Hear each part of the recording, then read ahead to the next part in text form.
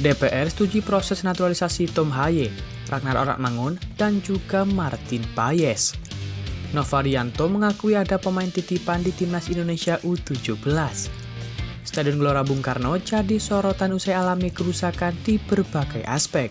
Simak informasi selengkapnya sebagai berikut.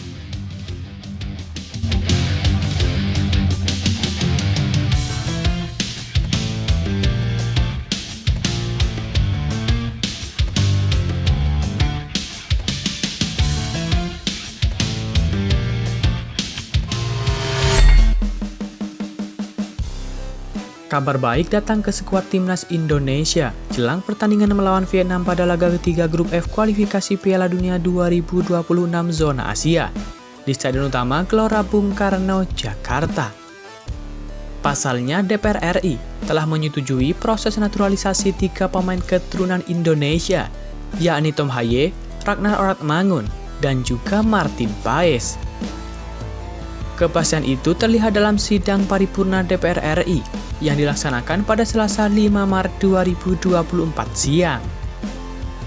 DPR RI baru bisa menyetujui proses naturalisasi 3 pemain tersebut karena sebelumnya sedang memasuki masa risis.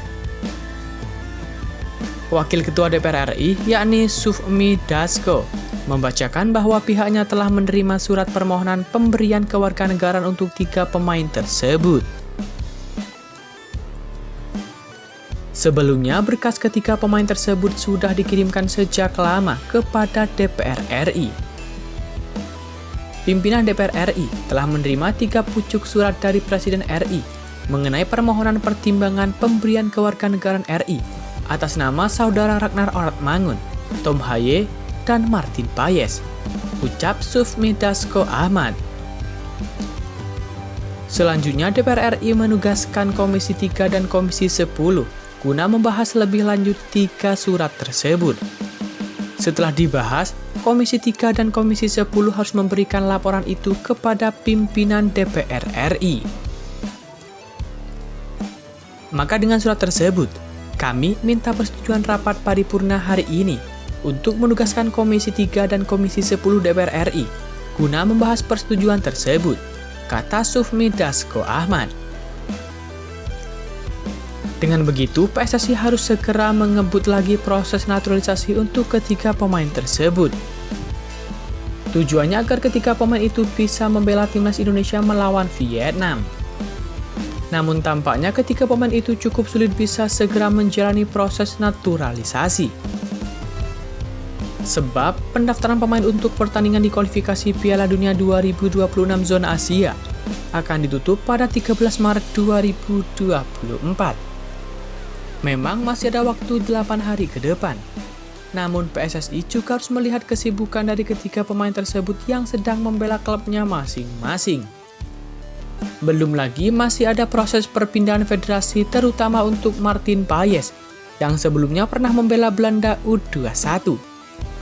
Kecil kemungkinan ketiga pemain itu absen dalam pertandingan melawan Vietnam nanti.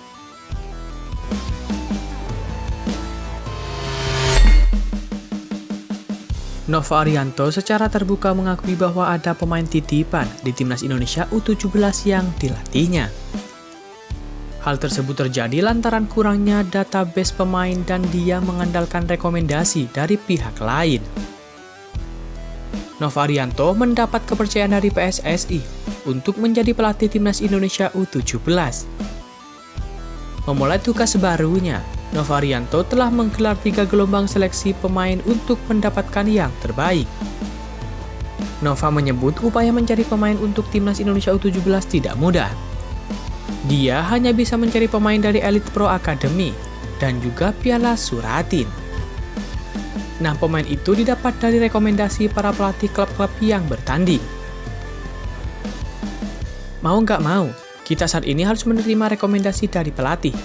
Rekomendasi dari pelatih-pelatih akademi, pelatih-pelatih SSB, ataupun pelatih-pelatih dari tim EPA, ucap Nova Arianto. Nah, adanya rekomendasi itu membuat muncul istilah pemain titipan di Timnas Indonesia. Nova Arianto tidak tutup mata dengan situasi itu.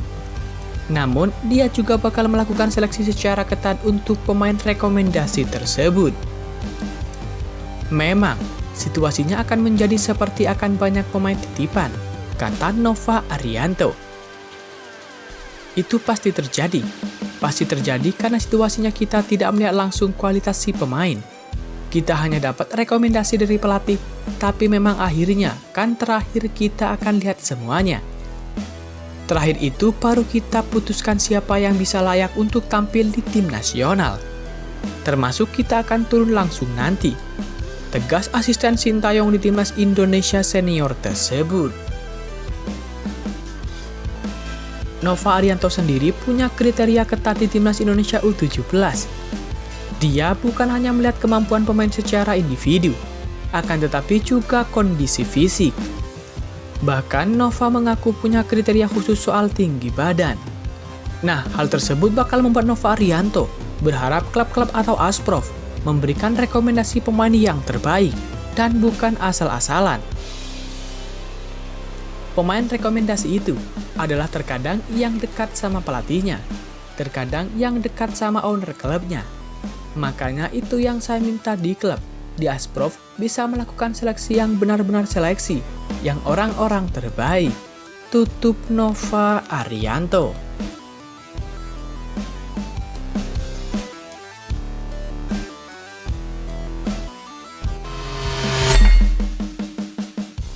Timnas Indonesia akan menjamu Vietnam di kualifikasi Piala Dunia 2026. Rumput Stadion Utama Gelora Bung Karno diharapkan sudah kembali ke kondisi sedia kala. Garuda akan melanjutkan kiprahnya di kualifikasi Piala Dunia 2026 zona Asia di Stadion Utama Gelora Bung Karno pada 21 Maret 2024. SUGBK dipilih PSSI meski lapangannya sempat sedikit rusak karena kegiatan non-olahraga. Rusaknya rumput SUGBK terlihat kala timnas Indonesia U20 melawan Thailand pada 26 Januari lalu. Pengelola SUGBK yakni PPKGBK diminta serius memperhatikan masalah ini sebelum laga Indonesia versus Vietnam. Pengamat sepak bola yakni Muhammad Kusaini menekankan pentingnya kualitas rumput yang bagus dalam sebuah pertandingan. Apalagi laga nanti levelnya internasional yang bertajuk kualifikasi Piala Dunia. Kualitas rumput sebagai field of play sangat penting dalam pertandingan sepak bola. Apalagi pertandingan berstandar internasional dalam agenda FIFA Matchday memang menuntut standar tinggi soal kualitas lapangan, kata Kusnaini dalam pernyataannya. Bungkus sapaan Kusnaini berharap pengelola GBK memberi perhatian serius terhadap kesiapan rumput lapangan. Apalagi ini pertandingan yang sangat penting untuk menjaga asa timnas Indonesia di ajang kualifikasi Piala Dunia. Penggunaan stadion untuk kegiatan politik, budaya, dan keagamaan sah-sah saja. Yang penting pengelola GBK bisa menghitung dengan cermat jarak antara kegiatan tersebut dengan masa pemulihan dan perawatan menuju pertandingan selanjutnya, ujar Bung Kusnaini. Jika melihat kondisi terakhir saat ini, memang agak mengkhawatirkan. Tapi pengelola GBK sebetulnya masih punya waktu untuk mengoptimalkan pemulihan kondisi rumput agar layak pakai. Apalagi saat ini masih periode musim hujan yang relatif lebih kondusif untuk perawatan rumput, ujar Bungkus menegaskan. Selain rumput, Bungkus juga mengingatkan fasilitas SUGBK lainnya. Aspek kenyamanan penonton juga harus diperhatikan, mengingat laga nanti diprediksi akan menarik animo besar supporter.